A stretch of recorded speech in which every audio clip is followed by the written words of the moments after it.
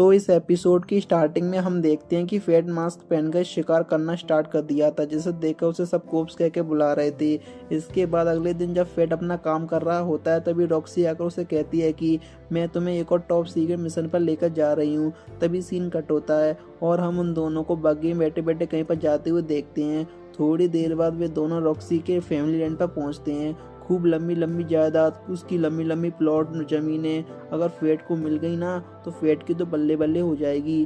पहुंचने के बाद रॉक्सी की मॉम उनका वेलकम करती है पर रॉक्सी उनके पास जाकर कहती है कि आपको ऐसे बाहर नहीं आना चाहिए, जिस पर उसकी मॉम कहती है कि कोई बात नहीं बेटा, आज मेरी तबीयत थोड़ी ठीक है। जिसके बाद रॉक्सी अपनी मॉम को फेट से मिलवाती है और कहती है कि इसे मैं काम पर रखा है, मैं इसे आपसे मिलवाना चाहती थी इसलिए साथ में लेकर आई हूँ। और तभी फेट अपना इंट्रोडक्शन देता है, मैं हूँ जियान, मैं हूँ बड़ा ताकतवर, मेरा गला है बहुत सुरीला, और वो अपना नाम बताता है। जिस पर उसकी मॉम उसको पास आने के लिए कहती है और पूछती है क्या तुम रॉक्सी को पसंद करते हो बेटा। अब ये सुनकर रॉक्सी की चेहरा शर्म के मारे लाल हो जाता है और वो अपनी मॉम से कहती है कि आप अचानक से कैसे सवाल पूछ रही हो मॉम।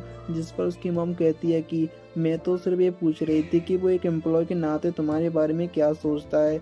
जिस पर दोनों कहते हैं ओ अच्छा, तो आप ऐसे पूछ रही थी, हमें वैसा लगा। अब ये सुनने के बाद फेड घुटनों के बल बैठ जाता है और कहता है कि मैं लेडी रॉक्सी की काफ़ी रिस्पेक्ट करता हूँ और अगर मौका मिला तो मैं पूरी ज़िंदगी उनकी सेवा करने में बिता दूंगा। अब ये सुनकर तो उसकी मॉम काफ़ी इम्प्रेस हो जाती है। इधर रॉक्सी शर्म के मारे लाल पीली हो जाती है और वहाँ से निकल जाती है। ये देखकर फेड कहता है कि मैंने कुछ गलत तो नहीं बोल दिया क्या। जिस पर उसकी मॉम कहती है कि नहीं बेटा, ऐसी बात नहीं है। जब भी वो किसी सिचुएशन को हैंडल नहीं कर पाती तो वहाँ से भाग जाती है। बचपन में भी छोटे छोटे इंसेक्ट से डरकर भागा करती थी। मुझे तो यकीन नहीं हो रहा कि वो एक हॉली नाइट बन गई है। पता नहीं वो अपने आप को कैसे संभालती होगी। उम्मीद है कि वो अपने ऊपर ज़्यादा लोड नहीं लेती होगी। ये सुनकर फ्रेंड उनसे कहता है कि लेडी रॉक्सी काफ़ी शानदार हॉली नाइट है, लोग उन पर भरोसा करते हैं और वो फैमिली हेड का भी काम अच्छे से निभा लेती है। इसके बाद हम रॉक्सी अपने रूम में देखते हैं जहाँ पर उसके फादर की तस्वीर देखकर पुरानी यादें ताज़ा कर रही होती है कि कैसे उसके फादर उसे ट्रेनिंग दिया करते थे और हॉली नाइट होने की जिम्मेदारी समझाते थे।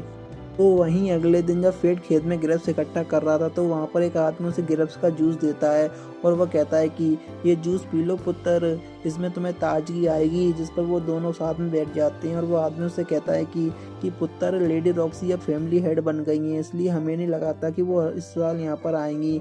जिस पर फेड पूछता है कि क्या वो हर साल ग्रेप्स की खेती करने में आपकी मदद करने आती है।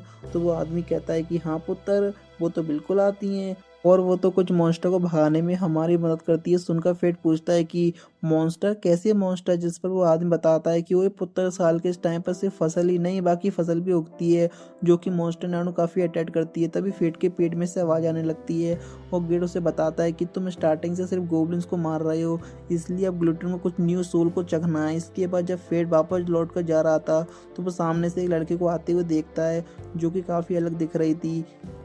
जैसे ही वो दोनों एक दूसरे को क्रॉस करके जाने वाले थे कि वो लड़की फेड को बुलाती है और जब फेड उसकी तरफ देखता है तो वो एकदम से भौचक्का रह जाता है क्योंकि उस लड़की की आंखें बिल्कुल वैसी थी जैसे कि फेड की आंखें ग्लूटन की लास्ट स्टेज में बन जाती हैं। फेड उससे कहता है कि क्या हुआ, तुम कौन हो और तुमने मुझे ऐसा क्यों रोका। अब वो लड़की फेड को थोड़ा देखकर कहती है कि छोड़ो, कुछ नहीं, अब ये तुम्हारे लिए काफ़ी जल्दी है। मैं यहाँ पर मॉन्स्टर ढूंढते आई थी, मैंने कुछ मॉन्स्टर मार दिए, बाकी तुम मार सकते हो, ये मेरा तुम पर एहसान होगा। ठीक है, हम फिर मिलेंगे। और इतना कहकर वो वहाँ से चली जाती है। आगे फेड गेट से पूछता है कि लड़की कौन थी। जिस पर गेट कहता है क्या पता होगी कोई। तो फेड कहता है कि तुम्हें जरूर कुछ पता है क्योंकि आमतौर पर तुम मेरे पूछने से पहले बता देते हो, लेकिन इस बार बिल्कुल शांत थे। तभी लेडी रॉक्सी वहाँ पर आ जाती है और कहती है कि ये लड़की जरूर गालियासी होगी। गालिया बहुत ही खतरनाक किंगडम हुआ करती थी, वहाँ के सोल्जर काफ़ी खतरनाक थे पर काफ़ी टाइम पहले वहाँ पर बहुत सारे मॉन्स्टर ने एक साथ अटैक कर दिया, उस जगह को तबाह कर दिया और सिर्फ कुछ ही लोग वहाँ पर जिंदा बच पाए थे। हाँ, पर ये पहली बार है कि जब मैं इन्हें देख रही हूँ। फिर फेड पूछता है कि क्या कल आप मॉन्स्टर को अकेले संभाल पाओगे। जिस पर रॉक्सी कहती है कि मैं अकेली नहीं हूँ, मेरे साथ बाकी वॉरियर्स भी हैं और मैं एक हॉली नाइट हूँ, तो तुम टेंशन मत लो। इसके बाद अगले दिन रॉक्सी और कुछ वर्ल्ड मॉन्स्टर को शिकार करने जाते हैं और फेड भी उनके साथ होता है। अब वो लोग उन मॉन्स्टर पर अटैक करने वाले होते हैं, इसलिए उसकी नज़र एक और मॉन्स्टर पर पड़ती है जिसका साइज काफ़ी बड़ा था और उस मॉन्स्टर को देखकर फेट की मुंह से लार टपकने लगती है। गिड उससे कहता है कि लगता है कि तुम अपनी लिमिट को रीच करने वाले हो, और तभी फेट की एक आंख लाल हो चुकी थी। आगे जब फेट उस मॉन्स्टर का लेवल चेक करता है तो वो लेवल 50 का होता है, जो कि काफ़ी ज़्यादा स्ट्रॉन्ग था, और इसलिए वो सब लौट कर आने का डिसाइड करते हैं।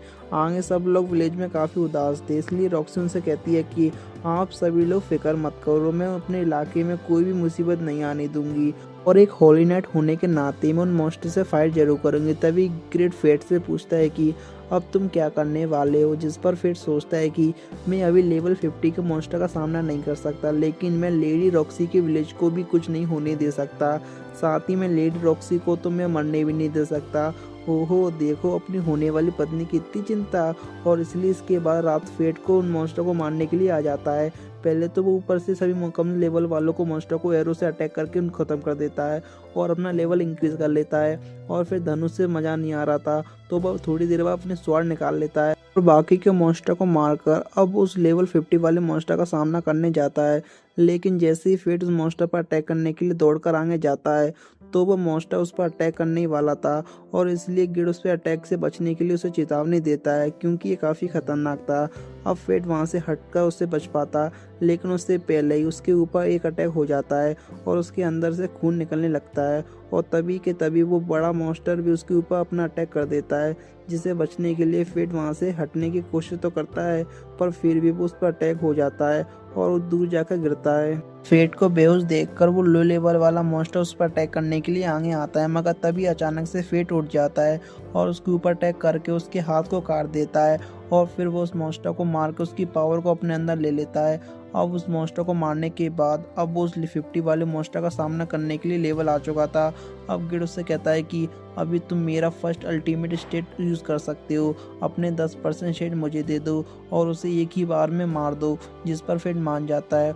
और अब फेट की स्वॉर्ड एक काफ़ी बड़े तीर कमान में चेंज हो जाती है और बहुत ही खतरनाक वाला, और फिर जब उस पर खतरनाक वाले तीर कमान से अटैक होता है तो वो इतना ज़्यादा घातक साबित होता है कि वो बड़े वाला मॉन्स्टर आसमान की ओर फेंक दिया जाता है, यानी कि उसका काम अब तमाम हो चुका है बिडू। लेकिन तभी अचानक से फेट को काफ़ी जोर से दर्द होने लगता है। ये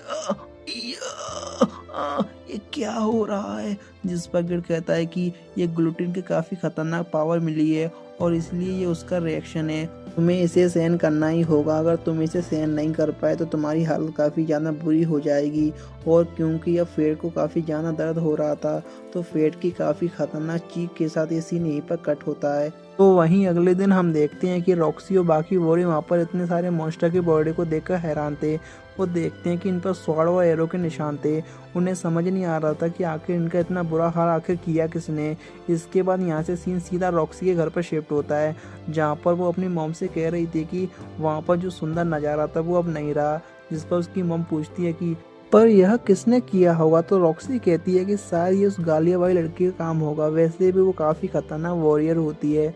हाँ लेकिन जो भी हुआ अच्छा ही हुआ, हमें किसी की चिंता नहीं रहेगी। और फिर वो फेट की तरफ देखकर कहती है कि चलो अब कैपिटल में वापस चलते हैं। तभी उसकी मॉम रॉक्सी को देखकर सोचती है कि जब भी फेट इसके आसपास होता है तो ये काफ़ी खुश होती है, और इसलिए फेट को अपने रूम में बुलाकर कहती है कि क्या तुम मेरे लिए काम कर सकते हो बेटा, मैं चाहती हूँ कि तुम हमेशा रॉक्सी के साथ रहो और उसे सपोर्ट करो। ये सुनकर फेट पूछता है कि क्या मैं उनके साथ खड़े होने के भी लायक हूँ, मैं तो उनसे काफ़ी नीचे हूँ। जिस पर उसकी मॉम कहती है कि इसके लिए कोई पोजीशन स्टेटस होना ज़रूरी नहीं है और ना ही स्ट्रांग होना ज़रूरी है, सबसे ज़रूरी है तुम्हारी फीलिंग्स। अगर तुम दिल से उसका सपोर्ट करना चाहते हो तो तुम्हें कोई नहीं रोक सकता। और इतना कहकर वो और जोर जोर से हंसने लगती है और कहती है कि मेरे पास इतना ज़्यादा टाइम नहीं बचा, इसलिए मेरी जगह तुम उसकी मदद करना बेटा। अब ये सुनकर फिर उन्हें हाँ बोलता है। तो वहीं रास्ते में जाते हुए वो यही सोच रहा था कि क्या मैं सच में इसके लायक हूँ भी या नहीं। अब इसके बाद फिर जब दोबारा से मॉन्स्टर को मारने जाता है तो वो देखता है कि गोब्लिन्स को मारने के बाद भी उसकी भूख नहीं मिट रही थी। तभी गिड कहता है कि तुम अब गोब्लिन से अपनी भूख नहीं मिटा सकते। इसके बाद जब फेट आराम से बार में बैठा होता है तभी वो कुछ लोगों को बात करते हुए सुनता है कि लॉर्ड हार्डो जल्दी कोप्स को मारने जाने वाले हैं। यह सुनकर फिर शॉक हो जाता है। तभी बारटेंडर कहता है कि अगर हार्डो कोप्स को सामना करने जाएगा तो इसका मतलब वे लोग गालिया में किसी दूसरे होली नाइट को भेजने वाले हैं। यह सुनकर फेट पूछता है कि आपका क्या मतलब है, अभी तो रॉक्सी के फादर की गालिया में मौत हुई थी, तो वो दोबारा उसे वहाँ पर क्यों भेजेंगे। जिस पर वो जवाब देता है कि ये जल्दी तय हो जाएगा, उम्मीद करते हैं कि इस बार कुछ बुरा ना हो।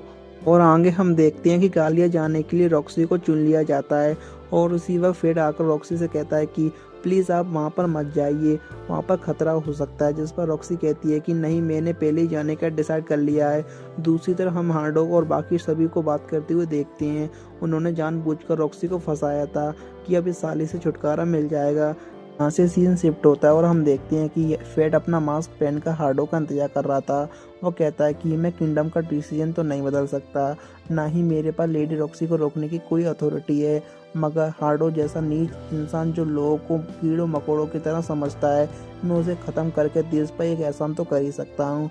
और गाइस, यहीं पर ये एपिसोड एंड होता है। मिलते हैं नेक्स्ट एपिसोड में। Thank you for watching.